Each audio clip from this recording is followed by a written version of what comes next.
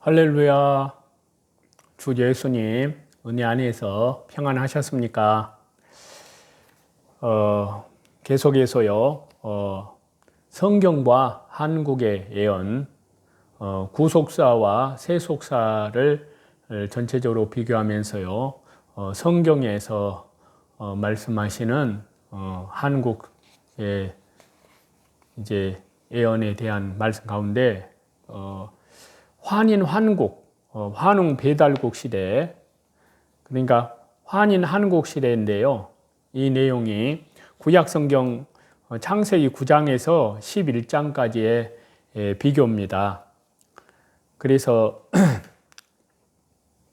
일반 은총은 환인 환국의 기원이고요. 성경은 특별 은총입니다. 성경의 연결 의미를 이제 셈, 함, 야벳의 민족의 이동으로 그렇게 말씀을 드리고자 합니다. 먼저 성경 말씀, 구약성경 창세기 9장 18절에서 27절 말씀입니다.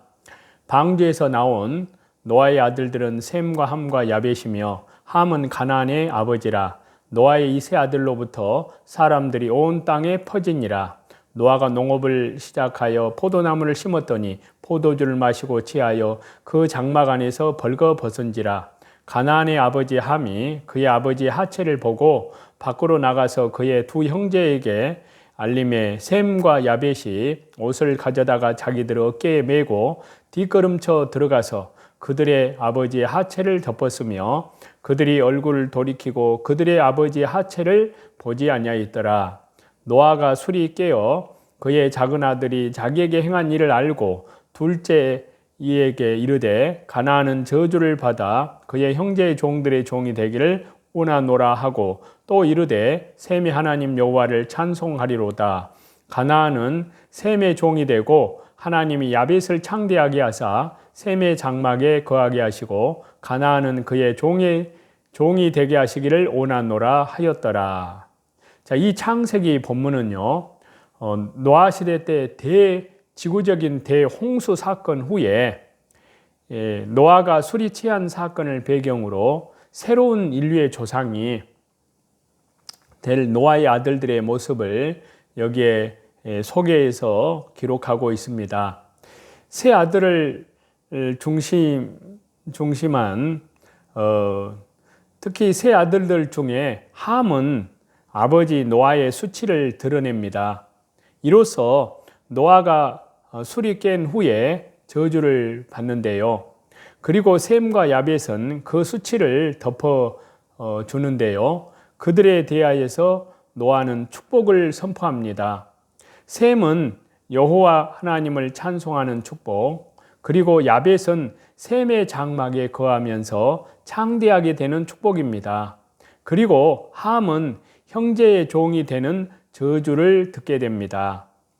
자, 이러한 내용의 이 말씀은요, 이 사건은요, 인종의 분리의 모습과 그들의 미래 역사를 암시하고 있다고 할 수 있는데요. 그 세부적인 내용을 좀 말씀을 드리면요. 먼저 하나님의 저주를 받은 이제 함은 저주로 형제의 종이 됩니다. 그리고 아버지에 대한 태도는 창세기 9장 22절에 말씀하시기를요. 가나안의 아비 함이 그 아비의 하체를 보고 밖으로 나가서 두 형제에게 고하매. 자, 이 말씀 중에서요. 하체로 번역된 히브리어 원문의 표현을 보니까요. 에르아인데요. 이는 벌거벗은 상태를 가리키기도 하는데 때로는 사타구니 부분의 성기를 가리키기도 합니다. 그리고 보고로 번역된 원문의 표현을 보니까 라입니다. 이 단어는요, 육안으로 무엇인가를 그냥 보는 것을 나타내는 것이 아니라 무언가를 응시하고 이를 즐기거나 주시하는 모습을 나타낼 때 쓰이는데요. 즉, 함은 아버지 노아의 하체를 보고 지나친 그냥 정도가 아니라 이를 보고 악의적으로 즐기기까지 한 것입니다. 이에 더해 함은 자신의 두 형제에게 이를 알리기까지 하였는데요. 즉 함은 자신이 아버지의 수치를 즐기고 형제들에게까지도 아비의 수치를 조롱하도록 충동질을 한 것입니다. 자, 그 결과로 저주를 받게 되는데요. 자, 창세기 9장 25절입니다. 이에 가로되 가나안은 저주를 받아 그의 형제 종들의 종이 되기를 원하노라. 여기서 함족은 하체의 그 성기 사건입니다. 자, 문란한 성생활로 인해서 초래되는 여러 질병 중에 최악의 결과가 바로 에이즈입니다. 이 에이즈는 전 세계적으로 발견된 지 35년 가량이 지났는데요. 그리고 이는 아프리카 지역에서 시작된 것으로 여겨지고 있습니다. 현재도 마찬가지인데요. 아프리카에는 에이즈가 최대의 문제이고요. 성적 무방비 상태에서 문란한 성생활로 인해서 초래된 비극을 그대로 겪고 있습니다. 사실상 이 모든 문제의 출발점은요, 함이 아버지 노아의 벗은 몸을 쳐다보는 것을 즐기고 이를 드러낸 범죄에서 비롯된 것이라고 할 수 있습니다. 그래서 함의 땅은 저주받은 것과 같은데요. 이것으로 인해서 굶주림, 가난, 이런 비참함이 초래되었습니다. 노아가 함의 행한 일을 듣고요, 그에게 저주를 내립니다. 그래서 노아는 함에 대해서 그 자손이 셈과 야벳의 종이 되리라고 그렇게 선언을 하는데요. 두말할 나위 없이 가난하고 비참한 삶을 살게 됨을 의미합니다. 지금도 함의 자손들이 주로 거하는 아프리카, 그곳의 땅은 가장 척박한 곳, 가장 황량한 곳으로 가난과 굶주림에서 벗어나지 못하고 있습니다. 종들의 종이 될 것을 말씀하셨는데 이것은 극단적인 비참함입니다. 그래서 여호수아 9장 23절에 보시면요. 그러므로 너희가 저주를 받나니 너희가 대를 이어 종이 되어 다 내 하나님의 집을 위하여 나무를 패며 물을 깃는 자가 되리라 하니. 이런 말씀도 있고요. 또 열왕기상 9장 20절에서 21절을 보시면요. 이스라엘 자손이 아닌 아모리 사람과 헷 사람과 브리스 사람과 히윗 사람과 여부스 사람 중 남아있는 모든 사람 곧 이스라엘 자손이 다 멸하지 못하므로 그 땅에 남아있는 그들의 자손들을 솔로몬이 노예로 역군을 삼아 오늘까지 이르렀으되. 자, 함의 자손들에 대해서요, 이스라엘의 셈의 종이 된다고 하였는데요. 그 일이 여호수아 시대에 그대로 이루어지고 솔로몬 때에는요, 그 땅에 남은 모든 함의 자손들이 다 그처럼 비참한 처지에 이릅니다. 그리고 이후에는 페르시아, 마케도니아, 로마 등 유럽과 미국에 의해서 정복당하고요, 노예 생활을 하게 됩니다. 성경에 기록된 그대로 그들의 삶은 비참한 처지에 이르고 마는데요. 자, 그 다음에 야벳은 창대케 되어서 셈의 장막에 거한다고 말씀을 하셨습니다. 여기에 대한 아버지에 대한 셈의 모습은요, 창세기 9장 23절에 보시면 셈과 야벳이 옷을 가져다가 자기들 어깨에 메고 뒷걸음쳐 들어가서 그들의 아버지의 하체를 덮었으며 그들이 얼굴을 돌이키고 그들의 아버지의 하체를 보지 아니하였더라. 자, 야벳은 셈과 더불어서 옷을 가져다가 어깨에 메고요, 뒷걸음쳐서 아버지의 하체를 덮었습니다. 야벳은 결코 아버지의 수치를 드러내려고도 하지 않았고요, 보려고도 하지 않았습니다. 그는 아버지의 수치를 덮었고 그리고 조용히 물러났습니다. 비록 십계명이라는 율법에 성문화되지는 않았지만요, 효도라는 것은 하나님을 경외하는 백성들에게 불문율과 같은 것입니다. 야벳은 하나님을 경외한 노아의 신앙을 간직했고요, 부모를 욕되게 하는 함의 죄악에 동조하지 않았습니다. 자, 그 결과로 축복을 받는데요.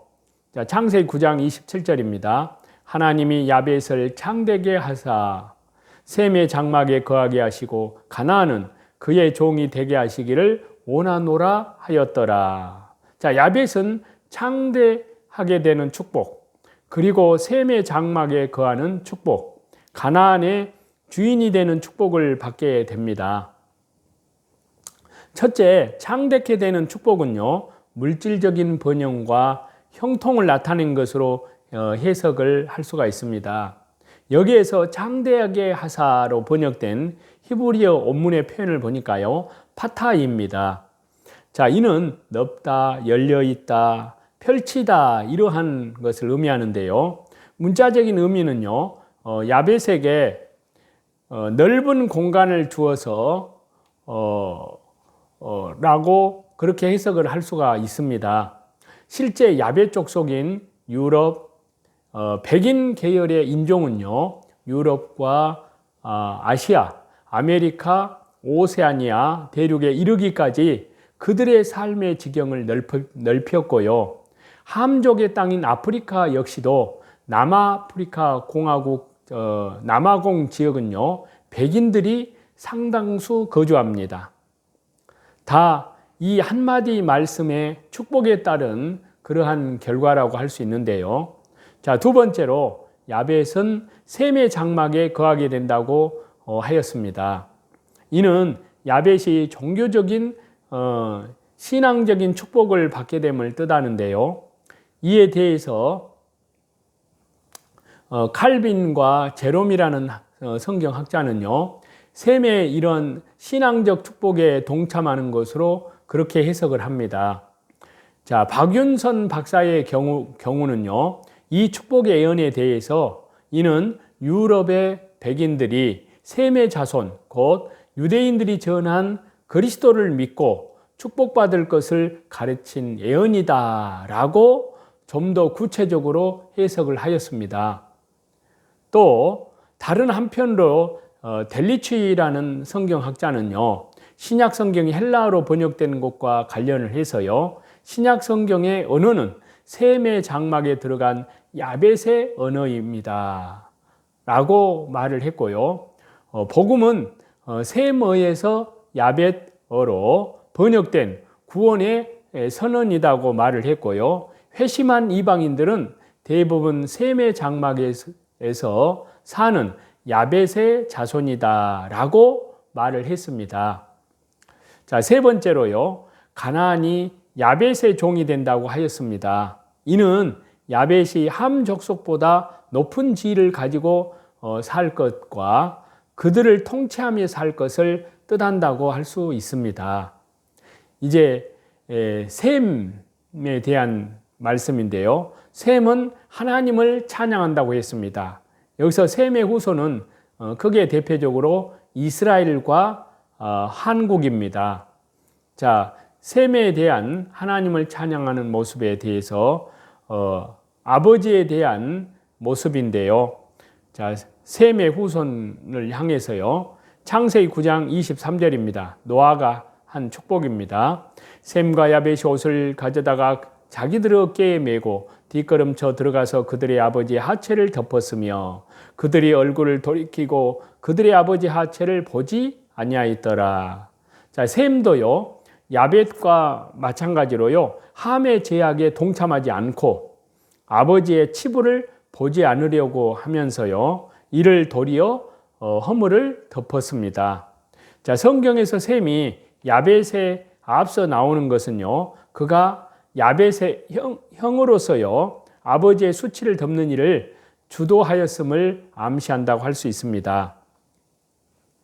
아울러서요, 함에 대해서 작은 아들이라고 하는 것을 보아서도 셈은 노아의 세 아들 중에 장자였음에 분명합니다.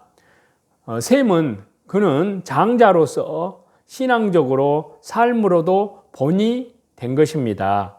그 결과로 축복을 받게 되는데요. 창세기 9장 26절입니다. 또 이르되 셈이 하나님 여호와를 찬송하리로다. 가나안은 셈의 종이 되고. 자, 이 말씀은요, 매우 중요한 성경의 귀한 말씀입니다. 자, 이 본문은요, 셈족의 후손인 이스라엘과 우리 민족이 일반 은총 측면에서 하나님 신앙을 소유하고 계승하게 되었음을 뜻한다고 할 수 있는데요. 물론 대개의 주석가들은요, 여기에서 말하는 셈의 축복이 신앙적, 종교적 축복이라고, 이 축복을 받은 민족은 구약 선민 이스라엘에 국한을 시켜서 다룹니다. 그래서 박윤선 박사는요, 셈족은 이스라엘이 참 종교의 전파자가 될 것이라는 뜻이라고 그렇게 해석을 하고요.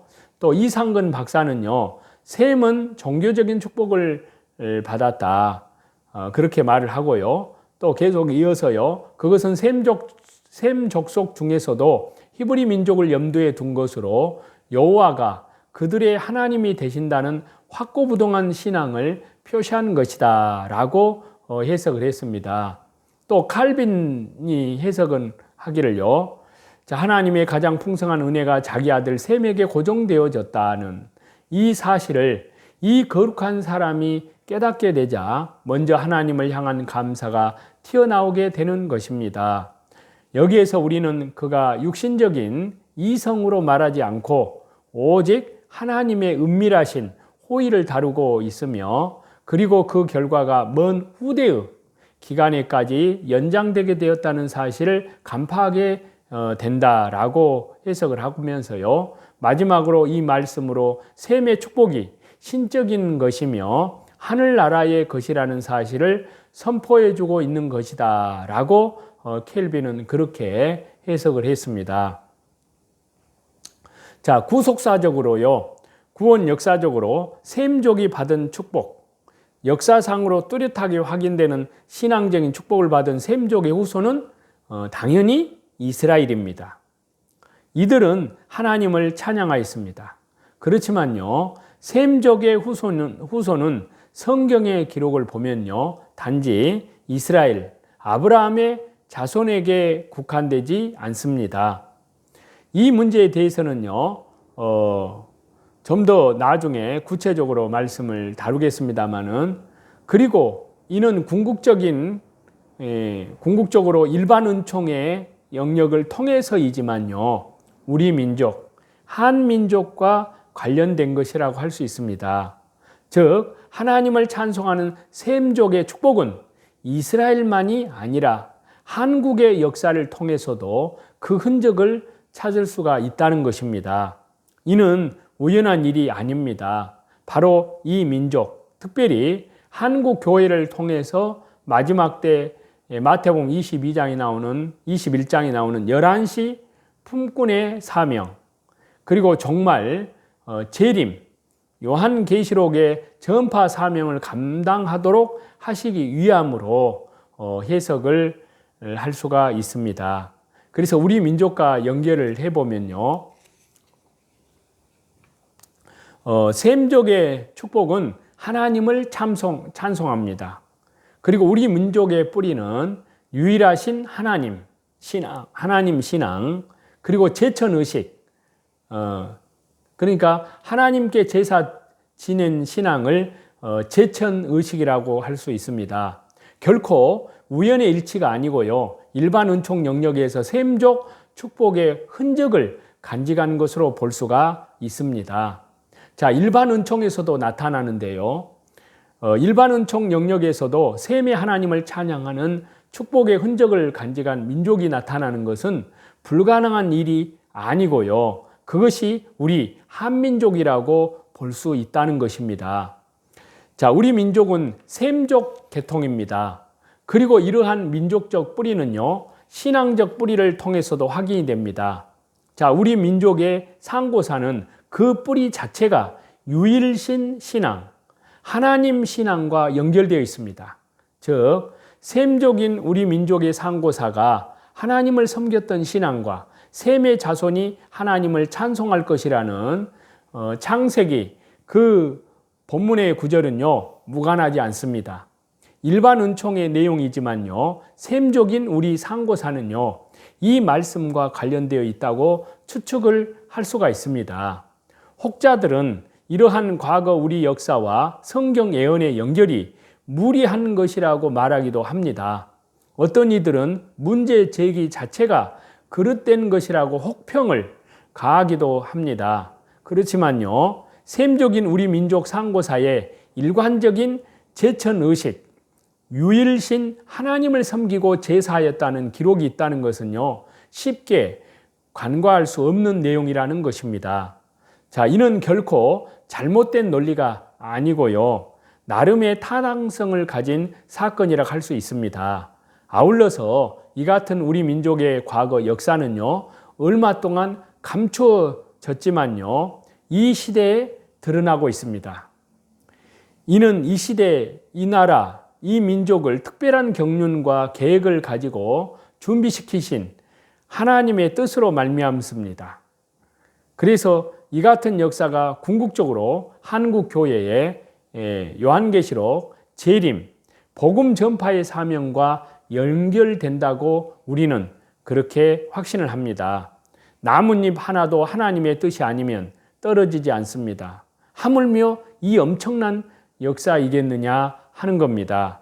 분명 원대한 계획과 목적이 있다고 우리는 믿습니다. 그래서 마태복음 10장 29절에요. 참새 2마리가 한 나사리온에 팔리지 않느냐. 그러나 너희 아버지께서 허락하지 아니하시면 그 하나도 땅에 떨어지지 아니하리라 라고 말씀하시고 계시기 때문입니다. 그리고요, 이제 지금 시대에 유대인들에 대한 정확한 이해는요, 묵시록을 올바르게 이해할 수 있는 중요한 작업이 됩니다. 그렇지 못하면요, 잘못된 세대주의적 사고나 올바르지 못한 유대주의적 해석으로 성경을 난해하게 만들 수가 있습니다. 자, 이런 점을 고려해 볼 때요, 유대인들에 대한 내용을 좀 간단히 살펴보려고 하는데요. 자, 먼저 유대인의 기원입니다. 자, 유대인의 기원을 찾는 것은 상당히 어려운 작업인데요. 이들이 히브리인 혹은 이스라엘인으로 불리지만요, 정작 유대인이란 언제부터 어떻게 사용이 되었으며, 오늘날 유대 민족 하면 이스라엘인 혹은 히브리인과 거의 동격으로 사용되고 있는데요. 그러나 모두가 완벽한 유대인의 뿌리를 가진 자들이 아닙니다. 유대인의 기원을 찾기 위해서는요, 이들의 조상격인 아브라함 시대 때부터 살펴봐야 합니다. 자, 창세기 1장부터 창세기 14장 12절까지 히브리인이라는 명칭이 등장하지 않습니다. 그리고 창세기 14장 13절에 처음으로 아브라함이 히브리 사람이라는 말이 나옵니다. 자, 창세기 14장 13절입니다. 도망한 자가 와서 히브리 사람 아브라함에게 고하니 때에 아브라함이 아모리 족속 mamre의 상수리 숲을 근처에 거하였더라. mamre는 에스골의 형제요 또 아넬의 형제라. 이들은 아브라함과 동맹한 자더라. 자, 어떻게 아브라함이 히브리 사람으로 불린지는 알 수 없고요, 이에 대한 여러 학설들이 있을 뿐입니다. 자, 고대 메소포타미아 말이라는 문서에 히브리어와 유사한 하비루라는 명칭이 있습니다. 그들은 유프라테스 중앙 초원지대를 유랑하던 무리들인데요, 이 하비루 족속을 히브리인의 기원으로 봅니다. 그리고 라스 사무라 문서의 사본에도요, 이브림과 하피리, 아피림이란 이름을 찾을 수가 있는데요, 이 명칭들이 히브리 족속과 연결된 것으로 봅니다. 자, 이브리라는 말은 넘어온 자란 의미로요, 아브라함이 갈대아 우르에서 가나안으로 넘어온 자라는 의미로 이들 명칭을 히브리 족속과 연관되어서 해석하기도 합니다. 또 다른 견해는요, 아브라함의 조상 에벨의 이름에서 유래했다는 설이 있는데요, 히브리어는 모음과 발음 기호가 없는 자음으로만 이루어져 있기 때문에요, 에벨이 히브리어로 변형되어서 발음되기 시작했다고 보는 것으로 가장 많은 지지를 받는 그러한 학설입니다. 자, 그러나 이런 여러 학설에도 불구하고요, 유대인의 기원이 되는 히브리인에 대한 정확한 기원을 찾는다는 것은요, 현재까지는 알 수 없는 일입니다. 자, 히브리인, 이스라엘인, 유대인. 자, 성경은 유대인을 히브리인 혹은 이스라엘인이라고도 부릅니다. 이는 여러 가지 몇 가지 이유에서인데요. 자, 히브리인은 민족이나 문화적 성격이 강하고요. 자, 유대인은 종교적, 신앙적인 성격이 강하고요. 이스라엘인은요, 땅이나 영토를 일컬을 때 그런 영토적인 성격이 강합니다. 우리가 세계 2대 문화라고 부르는 헤브라이즘, 즉 히브리즘과 헬레니즘에서 히브리라는 용어는 문화적 성격을 반영하는 것이라고 할 수 있는데요. 자, 유대인의 기원을 좀 보면요. 자, 앞에서 간단히 말씀드렸다시피 유대인의 기원을 찾는다는 것은 힘들다고 말씀을 드렸습니다. 그들의 시조가 아브라함이라는 사실은 정확하기 때문에 히브리인이라고 부르고 야곱을 통해서 12지파가 형성이 되고요. 야곱의 이름이 이스라엘이라고 부른다는 점에서 이스라엘인이라고 불리는 것은 별 이상한 일이 아닙니다. 그러나 유대 민족이란 민족적 개념은요, 성경에서도 찾기가 쉽지 않습니다. 야곱의 넷째 아들인 유다를 중심으로 구성된 민족이라는 것도 좀 억지스러운 측면이 있는데요. 자, 유대 혹은 유다인이란 민족적 개념의 단어가 나오는 것은요, 에스더 2장에 처음으로 등장을 합니다. 자, 에스더서 2장 5절인데요. 도성 수산의 한 유다인이 있으니 이름은 모르드게라. 저는 베냐민 자손이니 기스의 증손이요 시므이의 손자요 야일의 아들이라. 그 이전에는요, 유대인이란 민족적 개념보다 12지파 중에 한 지파로서의 이름만 나올 뿐입니다. 그러나 에스더가 유대인이란 말은요, 남유대만을 의미하는 것이 아니라 남유대와 북이스라엘 전체적 성격이 강하기 때문에 유대인이란 민족적 개념은요, 이미 형성되어 있었다고 볼 수 있습니다. 자, 이런 이유로 인해서요, 유대인의 기원에 대한 가장 강력한 근거는요, 솔로몬 범죄 이후에 이스라엘이 남유다와 북이스라엘로 분열되면서 남쪽은 유대인이라고 불렸고요, 북쪽은 이스라엘인이라고 불렸습니다. 북이스라엘이 멸망된 이후에는요, 남유대만 존재했습니다.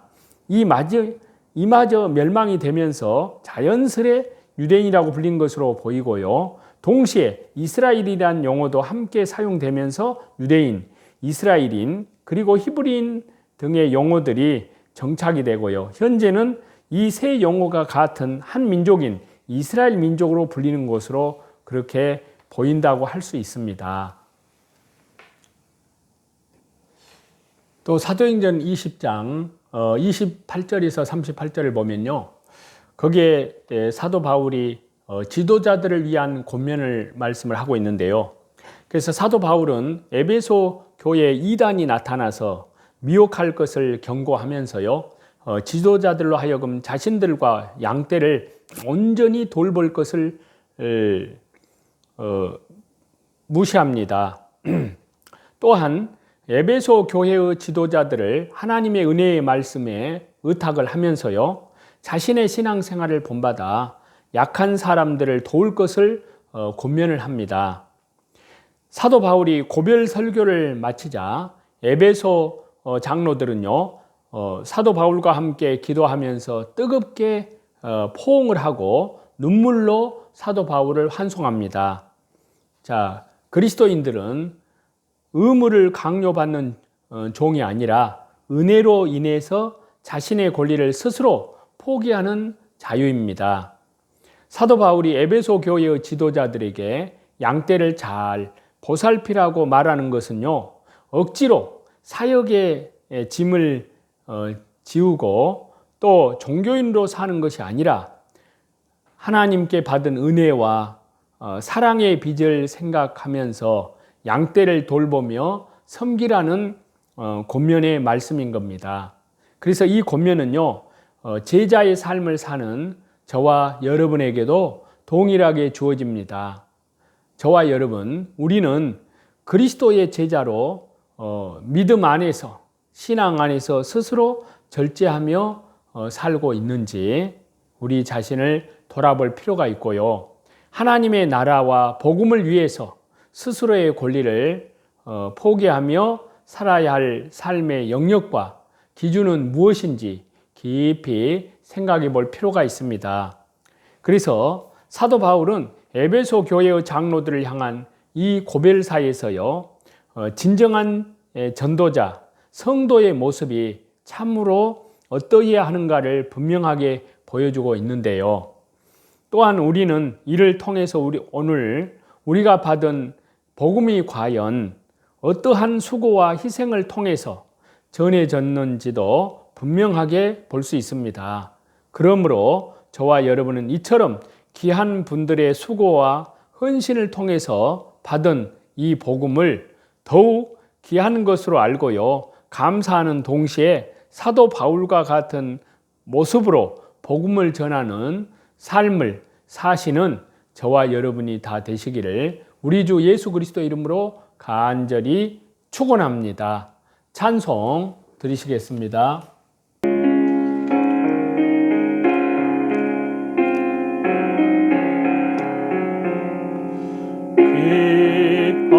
귀하신 주여 날 붙드사